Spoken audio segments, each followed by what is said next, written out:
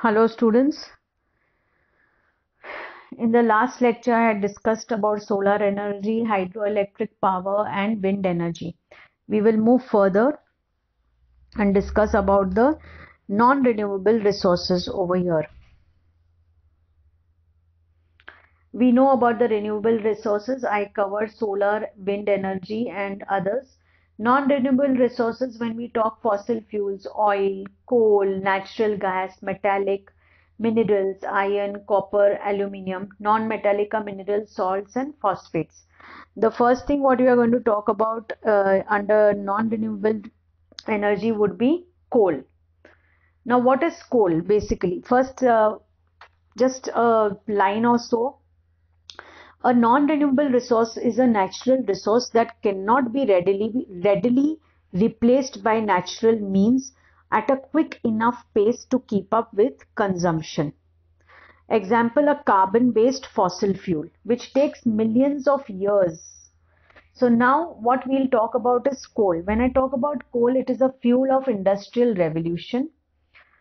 Coal has a long history of use as an energy source. It still is an important fuel for electrical generation. Historically, the Greeks, the Romans and Chinese were early users of coal.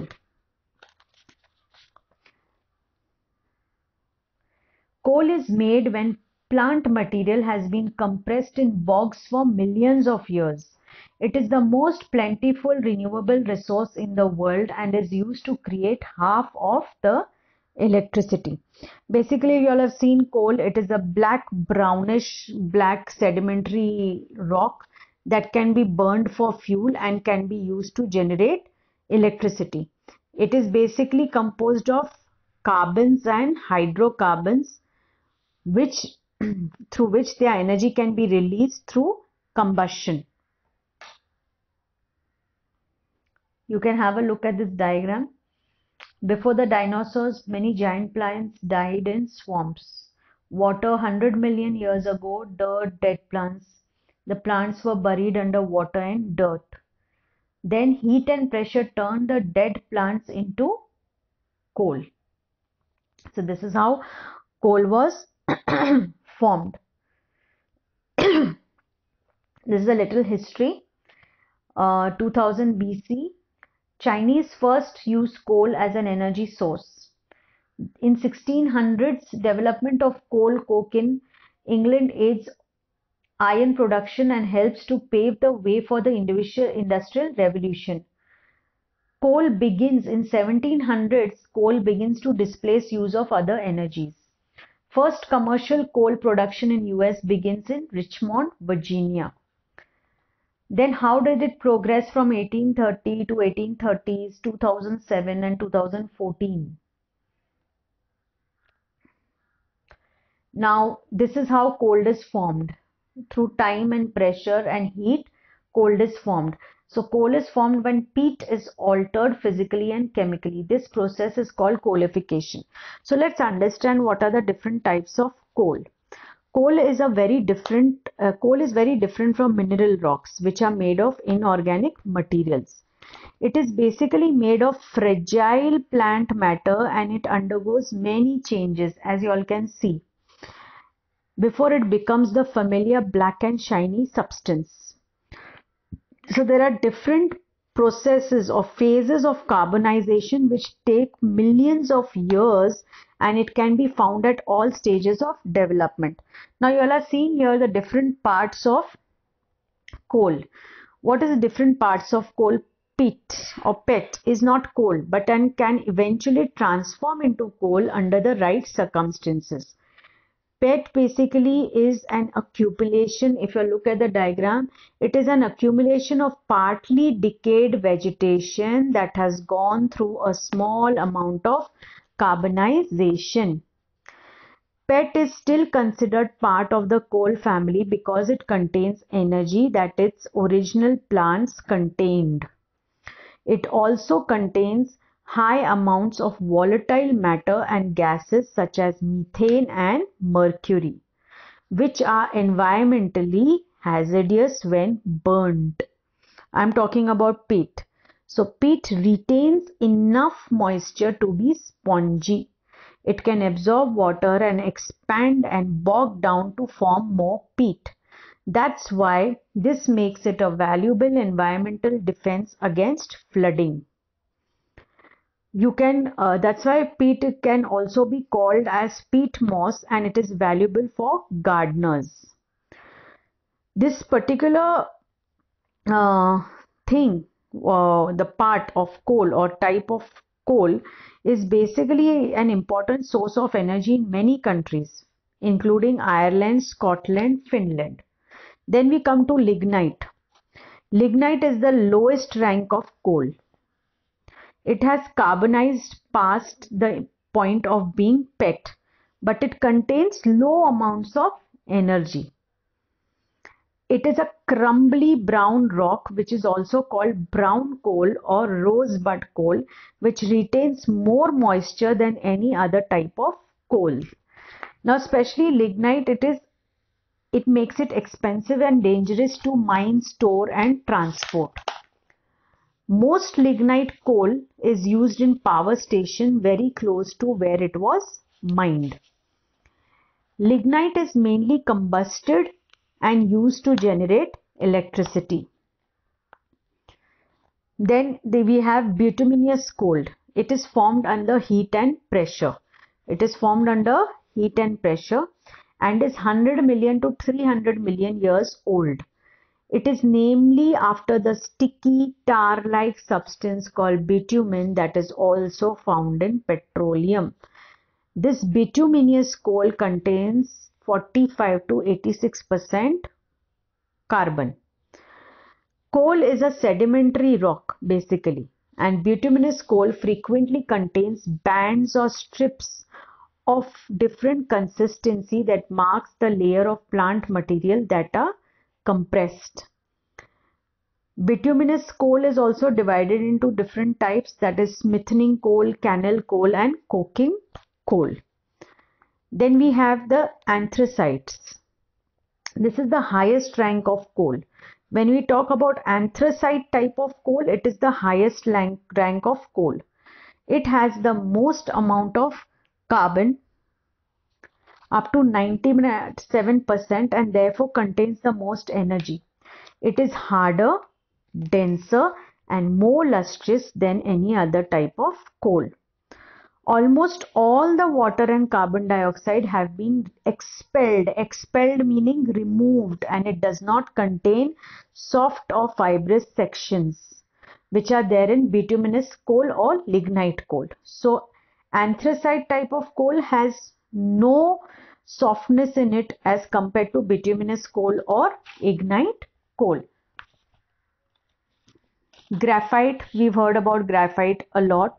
Graphite is an allotrope of carbon, meaning it is a substance made up of only carbon atoms. Now, diamond is another allotrope of carbon. Graphite is the final stage of carbonization process. Graphite is the final stage of carbonization process. Graphite conducts electricity well and is commonly used in lithium. It can resist temperature up to 3000 degrees Celsius, and it can be used where this graphite can be used fire resistant doors such as places and missile parts such as nose cones.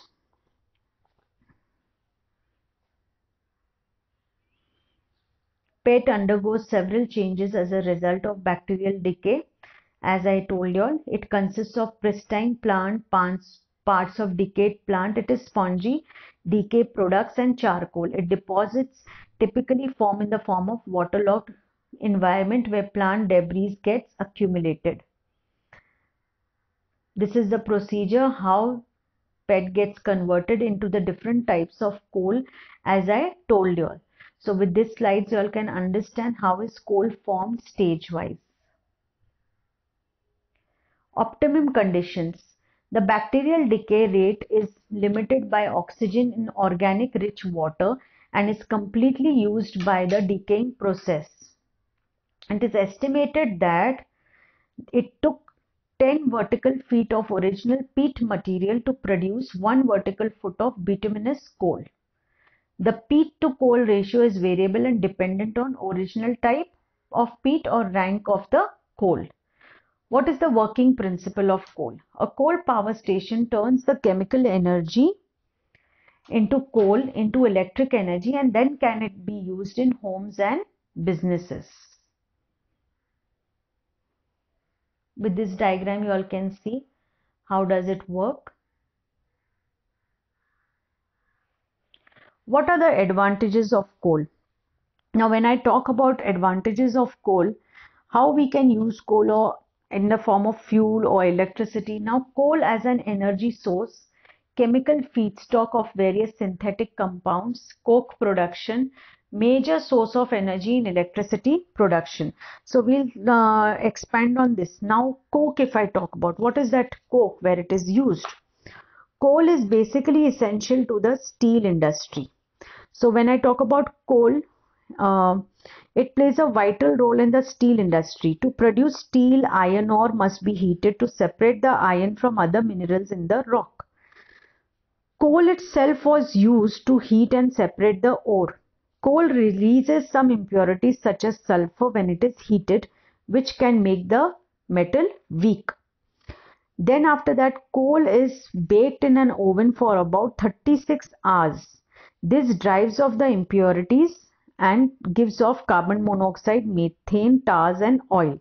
So this method where impurities are removed in coal and high carbon content is called coking, means coke. Then it is used in electricity. Coal-fired plants are one of the most popular ways to produce and distribute electricity. Here, how in form of electricity? In coal-fired power plants, coal is combusted and heats water in enormous boilers. What happens with this boiling water? The boiling water creates steam, which in turn turns a turbine and activates a generator to produce electricity. So that's the reason it is a major source of energy in electricity production. Acts as a fuel. Now coal is primarily used to produce heat. It is the leading energy choice. It produces heat for comfort and stability and heating water for sanitation and health. Potential issues, the coal mining hazards. Each year, hundreds of coal miners lose their lives due to roof falls, roof bursts, fires and explosions. Environmental damage. Exposed areas during mining weathered rapidly. Acid mine range caused marked reduction in the numbers of plants and animals living in the vicinity. Release significant amount of greenhouse gases. Health damage. Now, repeated inhalation of coal dust over extended periods of time can result in serious health problems related to breathing or lung diseases. Economical damage. The establishment of coal mines seriously upsets a region, the groundwater regime. This can hamper with the region's future agricultural production. Cleaner production technique, cleaning up coal. There are different organizations or different procedures, ways which have come up to clean up coal. Need to clean. Now coal is not a perfect fuel, students. There are traces of impurities, as I told you all, in procedure of coking, where methane and sulfur and all is removed. There are a lot of impurities. So there are impurities like sulfur and nitrogen. When coal burns, impurities are released and cause acid rain. There are also tiny specks of minerals, example common dirt mixed in coal. These tiny particles don't burn and make up the ash left behind in the coal combustor. Conclusion. What is the conclusion? Wherein, as a non-renewable resource, all of us want an affordable and reliable energy source which we can only get by using coal energy. Although using coal energy is very significant for us and living without it would become impossible, we should always open our minds to the damage of the continuous use of coal energy will eventually bring to us and to our environment. See, first of all, coal is on the diminishing side. There is over usage and abuse of coal and the hazards which coal can cause. So you need an alternative resource for that, and we need to value that unnecessary continuously using coal energy is going to get damage to us as well as to the environment. Next, I'm talking about the iron. Now, iron over here, when I talk, it is the most indispensable mineral to man. It is the second largest element in the Earth's crust. Iron is the most abundant metallic element in the Earth's crust, and it accounts for 5 to 6% of the lithosphere. Usually it is combined with other elements such as oxygen and sulfur.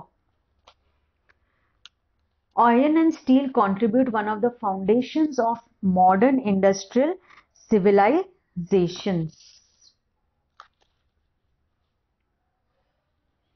Origin and classification of iron ore deposits. Now, iron ores basically, what are they, students? They are rocks and minerals from which metallic iron can be economically extracted. These ores are usually rich in iron oxides and they vary in form of color, wherein gray, yellow, purple, red, all of that.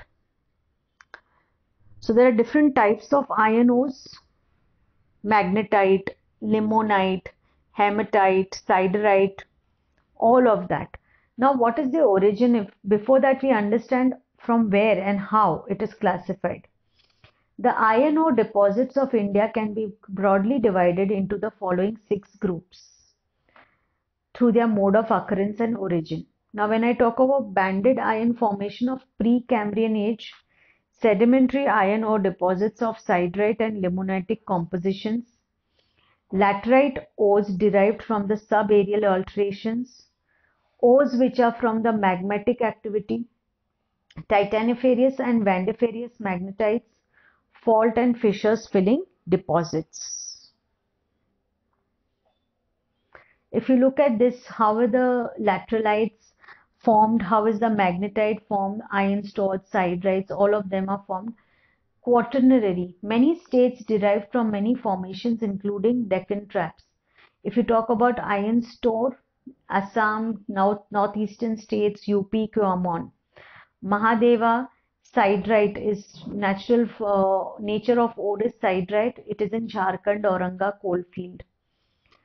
Now, when I talk about the production and distribution in India, the total reserves of iron ore in the country are about 12,317 million tons of hematite and 5,395.2 tons of magnetite. At present, over 90% of India's iron ore is produced by just 5 states. Students, only 5 states, over 99% of India produces iron ore. That is Karnataka, Orissa, Goa, Chhattisgarh and Jharkhand. This fact speaks volumes of high concentration of iron ore reserves and their lopsided distribution in the country. These are other formations which I said, hematite. Now, this is also another form of iron ore which is formed. It has a chemical formula of Fe2O3 and has a very high iron. This is called oxide of iron. Actually, hematite is basically called oxide of iron, and its metallic content varies between 60 to 70%.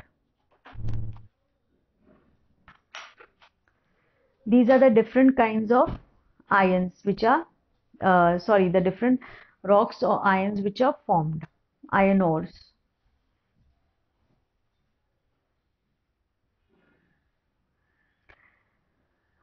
What do we understand with the importance of iron? Iron has found its usage from a very early part of human civilization.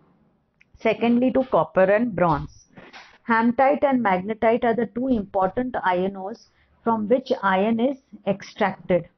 Iron is widely in the construction of roads. It's widely used in the construction of roads, railways, other infrastructure appliances and buildings.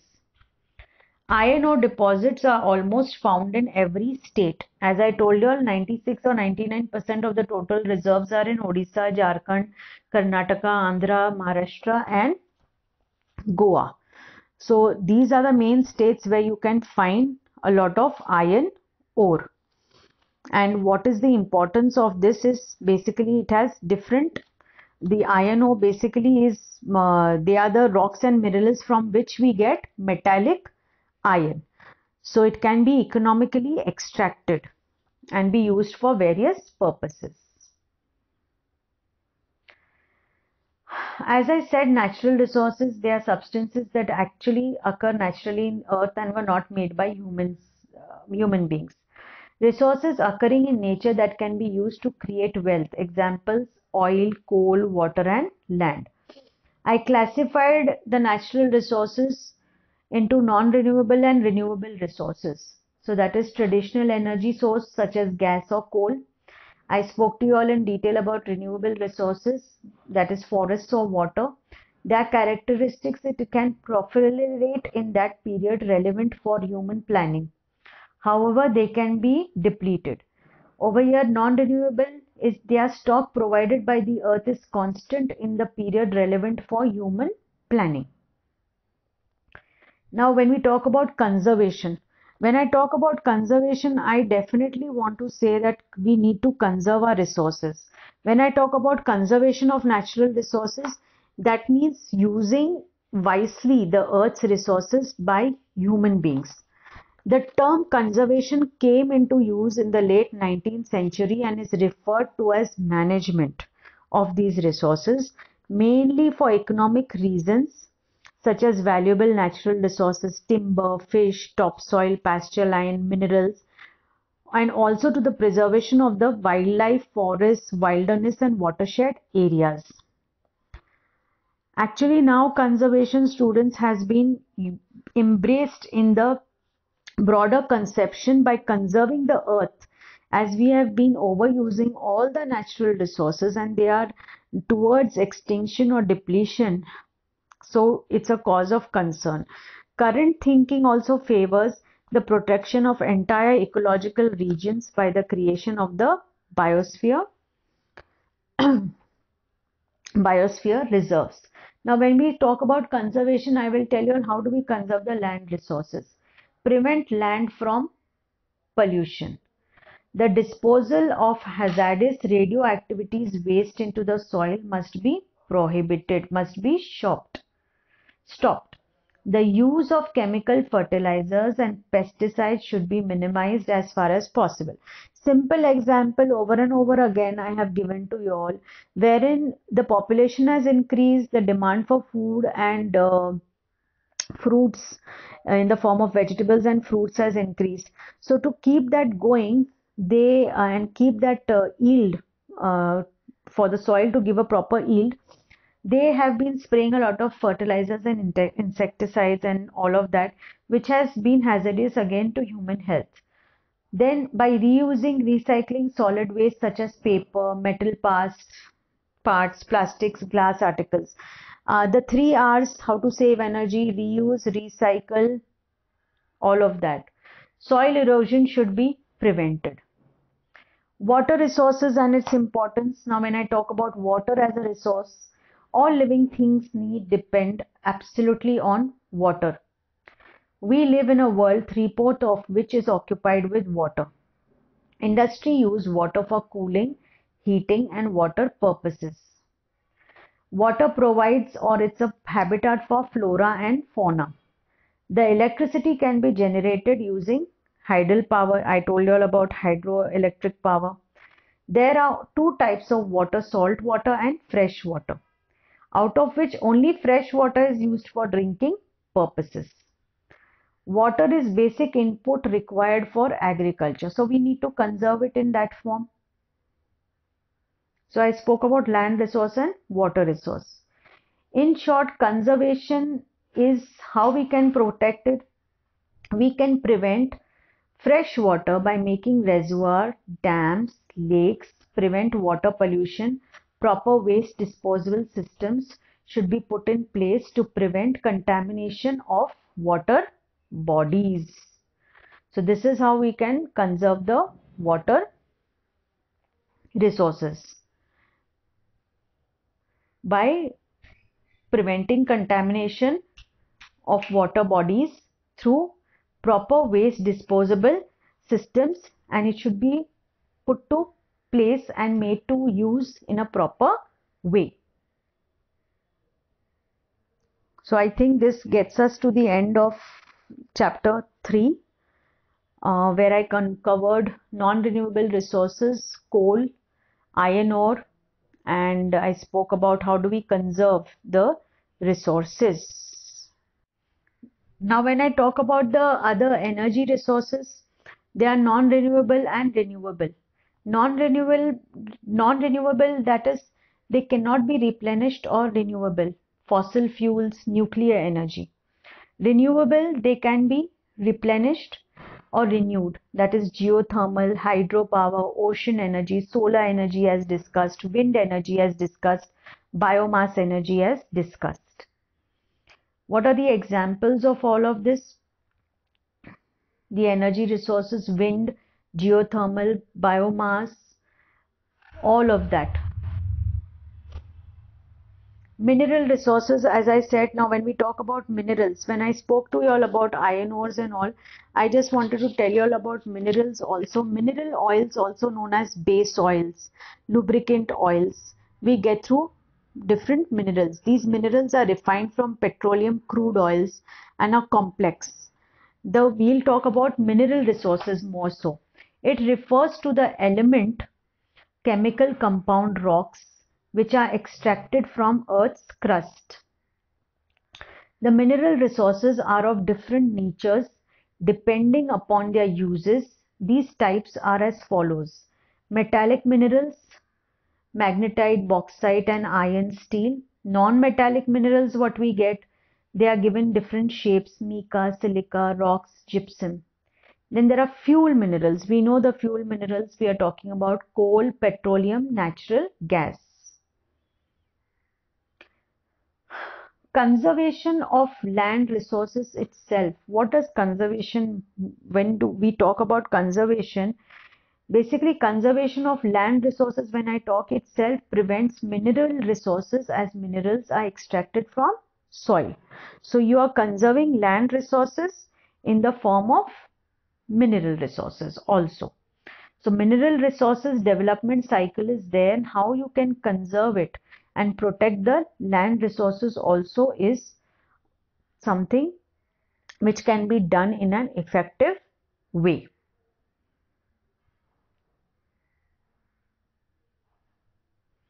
The forest resources, what I spoke about, basically when I talk about forest resources provides clean water.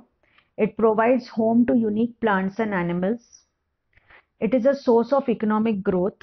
It provides clean air. See, I've broken this conservation part of it in the form of how to conserve land resources, how to conserve water resources, what is the importance of conserving and how to conserve the economic resources. Here we are talking about forest resources. Provide aesthetic environment, prevents soil erosion and land silica. Now, what are the effects of deforestation? We are cutting down trees where forests are concerned.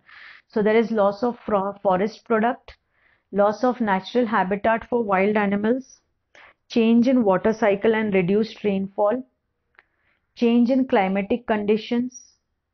There is loss of revenue. How do we prevent this deforestation? When mining activities are prohibited in areas which are declared as protected forests. This can be one way of preventing deforestation. Cutting of trees should be followed by massive plantation.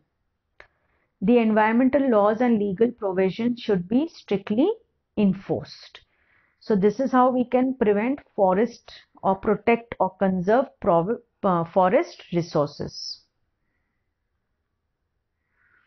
Last, conservation, what does it do overall? It insulates your home, students. makes fuel efficiency a high priority when buying a car. So you can join a carpooling or use a bus or walk or ride a bicycle. Next, what you can do in simple terms, you can grow your own food or buy locally produced food. We are seeing buy local, grow local, eat organic and fewer processed foods. The 3 R's which I spoke about: reduce, reuse, and recycle. So recycle, separate waste, composite yard and food waste. Use recycled products, especially paper. Reduce or eliminate your use of disposable products. Buy quality and then make things last with regular maintenance. Don't use plastic bags. That's why plastic bags are banned. Metallic tins. We use a lot of processed foods. We use a lot of items, electronic items, which go waste. So they are also adding on to the they are actually harming the ecosystem in a way. So basically what we can understand is conservation plays a very important role in today's times, as we are somewhere bound to, we should feel that we are bound to protect the environment and Mother Nature. Thank you, class. This is the last lesson. The next lesson what I'll be talking about, that's the last chapter I'll be talking about, is agriculture.